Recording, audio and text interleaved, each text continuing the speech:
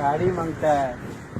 अरे वो गाड़ी में हाँ तो मिलेगा गाड़ी। दोस्तों, ये कहावत तो आपने सुनी होगी कि अपने और पराये के बीच का फर्क अगर कोई चीज़ बता सकती है तो वो है आपके हालात। क्योंकि कामयाब और खुशहाल इंसान की वाहवाही करने वाले लोगों की कोई कमी नहीं है, लेकिन जब आपके हालात की करवट बदलती है तो लोग अपने असली रंग दिखाना शुरू कर देते हैं।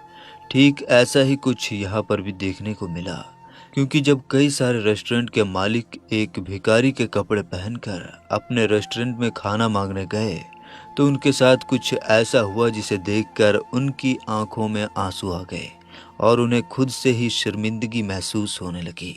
अब इनके साथ ऐसा क्या हुआ, इसे जानने के लिए हमारे साथ इसी तरह वीडियो के बिल्कुल आखिर तक बने रहिएगा। दोस्तों, ये कहानी है डेविड की, जिनके स्पेन में कई सारे लग्जूरियस रेस्टोरेंट मौजूद थे और इन सभी रेस्टोरेंट को इन्होंने काफ़ी मेहनत से खड़ा किया था। लेकिन एक दिन अचानक से ही इनकी ज़िंदगी में तूफान आ गया और इन्हें ये पता चला कि इन्हें तो कैंसर है और ये लास्ट स्टेज में है, यानी कि अब इनके बचने की कोई उम्मीद नहीं है। लेकिन इन्होंने भी ये सोच रखा था कि इनके जितनी भी बची खुची ज़िंदगी है ये ज़रूरतमंदों की मदद करके उनके चेहरे पर खुशियाँ लाएंगे, ताकि जब ये मरें तो इनको याद करने वाले लोगों की कमी ना हो। हालांकि डेविड का मिजाज काफ़ी दयालु था, इसलिए कभी भी किसी की मदद करने से पीछे नहीं हटते थे।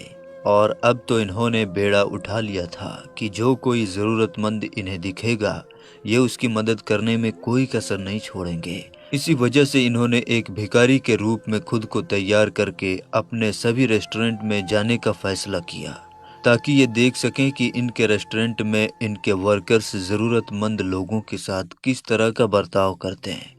लेकिन जब ये अपने पहले रेस्टोरेंट में गए तो वहाँ पर रेस्टोरेंट के मैनेजर ने इनके साथ जिस तरह का बर्ताव किया उसे देखकर इनकी आंखों में आंसू आ गए। डेविड सबसे पहले अपने उस रेस्टोरेंट में गए जो पूरे स्पेन में फेमस था और बाहर से आने वाले लगभग सभी टूरिस्ट एक न एक बार उस रेस्टोरेंट में खाना ज़रूर खाते थे। रेस्टोरेंट के अंदर जाते ही इन्हें बाहर वॉचमैन मिला और उसने इन्हें बाहर से ही जाने को कह दिया। लेकिन फिर भी जब इन्होंने वॉचमैन से बताया कि ये कई दिनों से भूखे हैं तो उसने रेस्टोरेंट के मैनेजर को बुलाया और मैनेजर ने डेविड का भिखारी वाला हुलिया देखते ही इन्हें रेस्टोरेंट के अंदर कदम रखने से भी मना कर दिया। मैनेजर इनके ऊपर इतना चिल्लाया कि इन्होंने सपने में भी नहीं सोचा था कि इनके अपने रेस्टोरेंट में ही इनके साथ कुछ ऐसा होगा। हालांकि रेस्टोरेंट के मैनेजर को ये बता रहे थे कि ये बहुत दिनों से भूखे हैं, इसलिए इन्हें थोड़ा बहुत तो खाने के लिए दे ही दें। लेकिन मैनेजर ने इनकी एक भी बात नहीं सुनी और इनसे बोला कि जाओ पहले घर जाकर नहा लो और साफ सुथरे बनकर आओ तो तुम्हें रेस्टोरेंट के अंदर कदम रखने देंगे। लेकिन तब भी तुम दूर से ही यहाँ बैठे लोगों को खाते हुए देख पाओगे, क्योंकि तुम्हारी ऐसी औकात नहीं है कि तुम इस बड़े रेस्टोरेंट में बैठकर खाना खाओ। इस बात को सुनकर तो जैसे डेविड के पैरों तले से ज़मीन खिसक गई, क्योंकि इन्होंने ये कभी नहीं सोचा था कि ये कभी इस हालात से गुजरेंगे। इन्होंने हमेशा ही अपने एम्प्लॉयज़ को ये सिखाया है कि कैसे ज़रूरतमंद लोगों की मदद करनी चाहिए, लेकिन आज इन्हें असली सच्चाई दिख रही थी।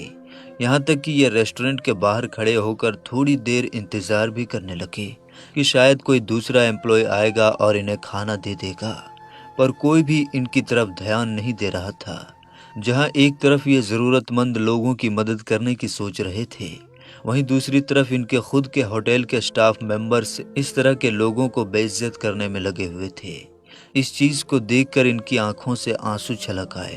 काफ़ी निराश होकर ये अपने दूसरे रेस्टोरेंट में गए जो कि एक लग्जूरियस पार्क में बना था, और इन्होंने जैसे ही रेस्टोरेंट के अंदर अपना कदम रखा तो वेटर ने तुरंत मैनेजर को बुला दिया।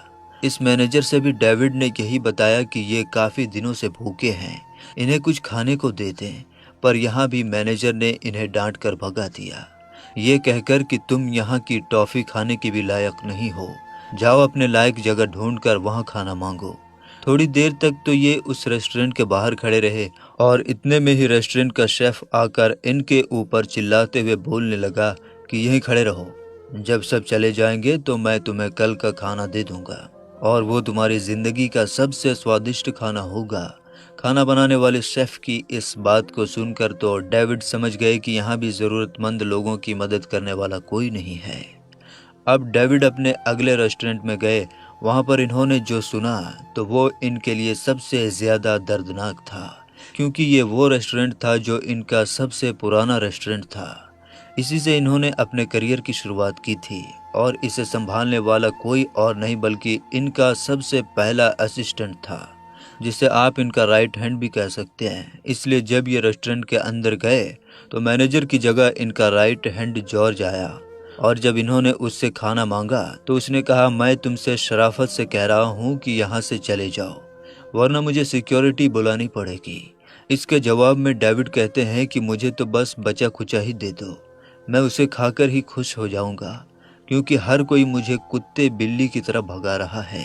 लेकिन इतने में जॉर्ज बोल पड़ा कि तुम जिस तरह दिखोगे लोग तुम्हें उसी तरह ट्रीट करेंगे।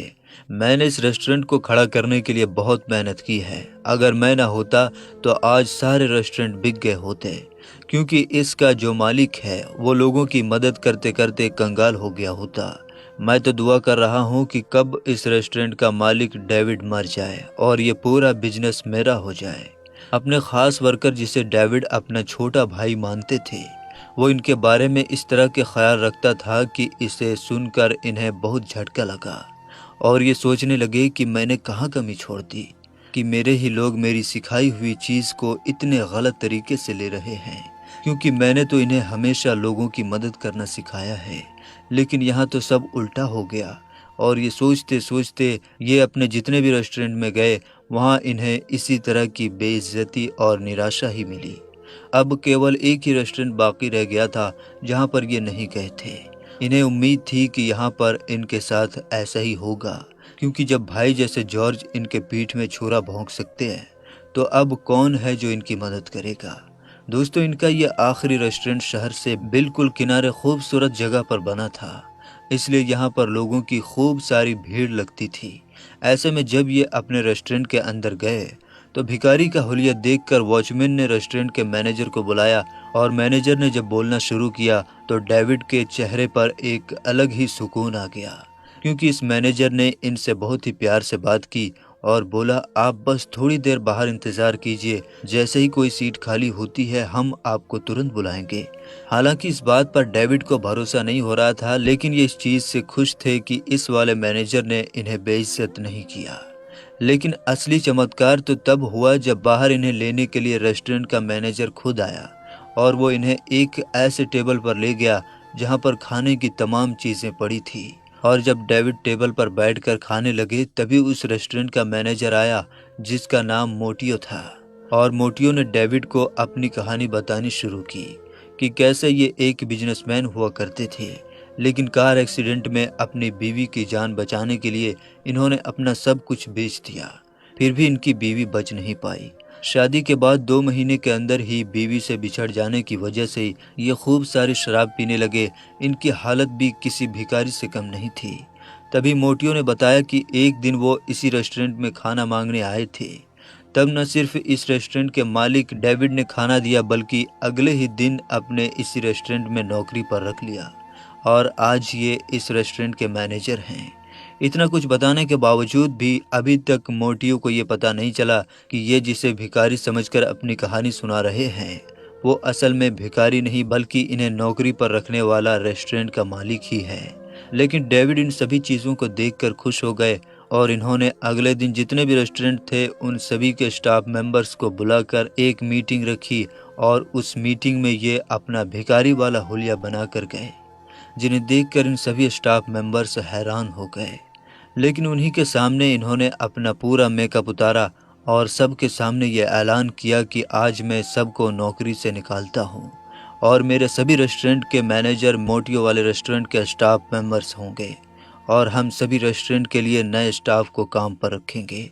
इसलिए क्योंकि मैं अपनी ज़िंदगी के अंतिम समय में लोगों की दुआएं लेकर मरना चाहता हूँ, और अगर मेरे रेस्टोरेंट में इस तरह का काम होगा तो भला मैं कैसे खुश रह सकता हूँ। तो मेरे प्यारे दोस्तों, आज की इस कहानी के बारे में आप क्या कहना चाहेंगे, हमें कमेंट बॉक्स में ज़रूर बताइएगा। उम्मीद करते हैं वीडियो आपको ज़रूर पसंद आई होगी।